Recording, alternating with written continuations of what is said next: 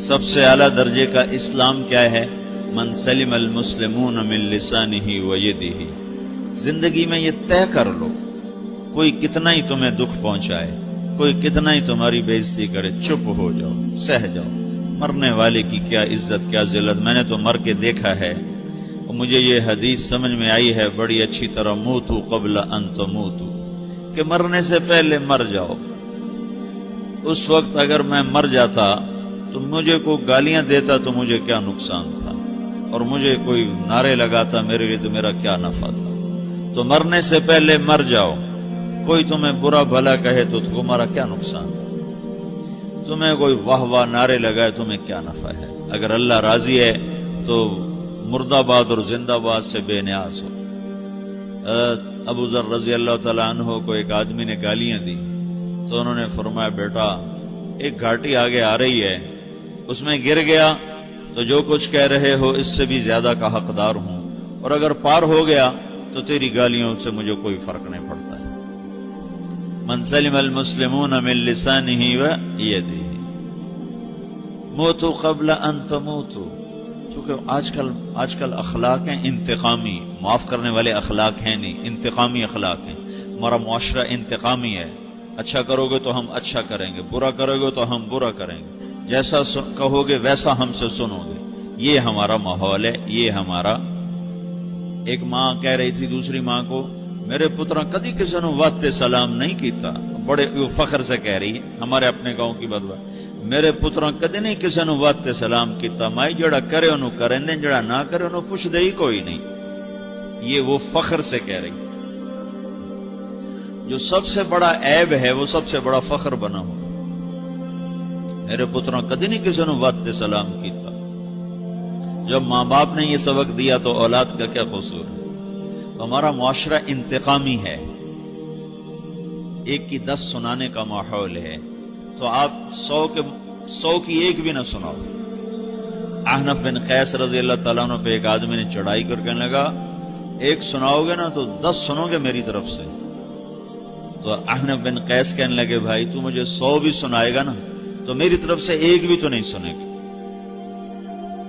ایک آدمی ان کی بڑی بےزتی کر رہا تھا اور وہ چل رہے تھے اور وہ 100 گالیاں بک رہا ہے۔ جب آ گیا نا قریب شہر تو کہنے لگے دیکھ اب میرا قبیلہ یہاں رہتا ہے، اگر کسی نے سن لیا نا تو تیری بڑی دھلائی کر دے گا، تو تو نے جو مجھے گالیاں دینی میں کھڑا ہوں یہیں تو دے لے، تو اپنا سارا زور پورا کر لے تاکہ آگے تجھے کوئی تکلیف نہ پہنچا دے میری وجہ سے۔ تو وہ پاؤں پہ گر کے معافی مانگنے لگا کہ واقعی تو بڑے حلم والا ہے۔ وہ مشہور تھے اپنے حلم میں، بردباری، اور لوگ ان کا امتحان لینے آیا کرتے تھے کہ بھئی کوئی ہے جو احنف کو غصہ دلا دے، تو لوگ ناکام ہو جاتے تھے، ان کو غصہ نہیں آتا۔ ایسے ایک عرب سردار گزرا معن بن زائدہ، وہ بھی اپنے حلم میں بڑے مشہور تھے۔ ایک دفعہ لوگوں میں شرط لگ گئی کہ کوئی ہے معن بن زائدہ کو غصہ دلائے تو ہم اس کو انعام دیں گے۔ تو ایک شاعر نے کہا میں غصہ دلاتا ہوں، تم دیکھنا ایسے سیخ پا ہو جائے گا جیسے جانور۔ تو وہ چلا گیا اس کی مجلس میں، دربار لگا، عرب سردار تھا بہت بڑا، دربار لگا ہوا، تو کہتا السلام علیکم، وعلیکم السلام۔ تو معن بن زائدہ پر ایک دور بڑے فخر کا گزرا تھا، پھر اللہ نے اس کو بہت بڑی سرداری دی، بنو عباس کا بہت بڑا یہ وزیر گورنر تھا۔ تو کہتا اتذکر اذ لحافک جلد شاۃ واذ نعلاک من جلد البعیر، کیوں بھائی تو یہ یاد ہے جب تیرا بستر بکری کی کھال تھا اور تیرے جوتے اونٹ کی کھال کے تھے؟ تو کہنے لگا کیوں نہیں یاد، بھلا کوئی ماضی بھی بھولتا ہے؟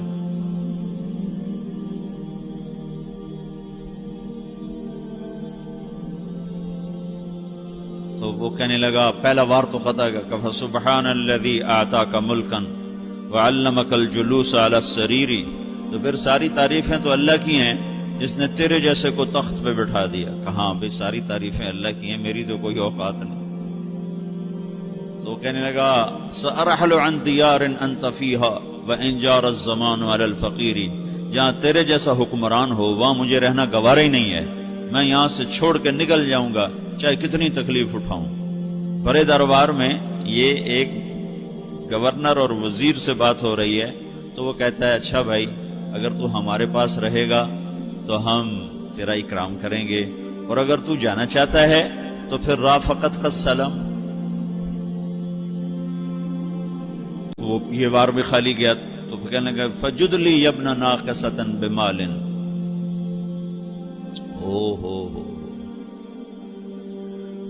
او گندی ماں کے بیٹے مجھے کچھ عطا بھی کر، میں بغیر پیسے کے سفر کیسے کروں گا؟ عرب کو کسی کو بھی ماں کی گالی دے دینا پھر عرب سردار ہو۔ فجد لی یبن ناقصۃ بمال، بری ماں کے بیٹے مجھے کچھ پیسے بھی دے، میں نے جانا ہے۔ میں کہا بھائی اس کو 3000 دے دیا جائے۔ اللہ تو کہنے لگا قلیل ما آتیتنی و انی لأطمع منک فی الکثیر، یہ تو بہت تھوڑا تو نے دیا ہے، مجھے اور دے۔ کہا اچھا بھائی 3000 اور دے دو۔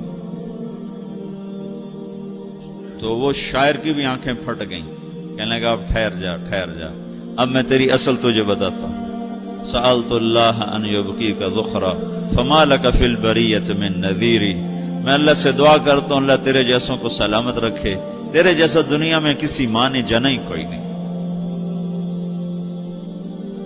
فمنک الجود والافضال حقا وفضل یدیک کالبحر الغزیر، تو ہی سخی ہے، تو ہی کریم ہے، اور سمندر بھی تیری سخاوت کے آگے کچھ نہیں ہے۔ تو نے کہا اچھا بھائی تو نے ہماری برائی کی، ہم نے تمہیں 6000 دیے، اب تو نے ہماری تعریف کی، اب 10,000 اور دے دو اس کو۔ باتیں ہی رہ گئیں، باتیں ہی رہ گئیں۔ کہاں سے لائیں ایسے لوگ؟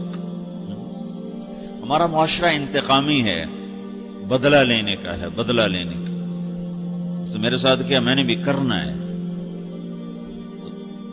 اعلیٰ درجے کا اسلام یہ سکھا رہا نہیں چپ ہو جاؤ، سلام مت بن جاؤ، سلامتی بن جاؤ، سلامتی کی علامت بن جاؤ۔ من سلم المسلمون من لسانہ ویدہ۔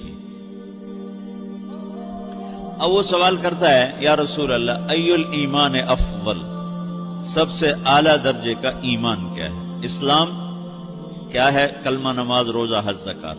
اعلیٰ درجے کا اسلام کیا ہے؟ من سلم المسلمون من لسانہ و یدہ۔ یہ اخلاق کا ادنا درجہ ہے، ادنا درجہ ہے۔ ادنا درجے پر پہنچ کر آپ اسلام میں اعلیٰ درجے پر آ سکتے ہیں۔ وہ سوال کرتا ہے ایمان کیا ہے؟ تو آپ نے کہا اللہ پر، فرشتوں پر، کتابوں پر، رسولوں پر، موت کے بعد کی زندگی پر، تقدیر پر۔ اب ایک اور سائل سوال کرتا ہے ای الایمان افضل، سب سے اعلیٰ درجے کا ایمان کیا ہے؟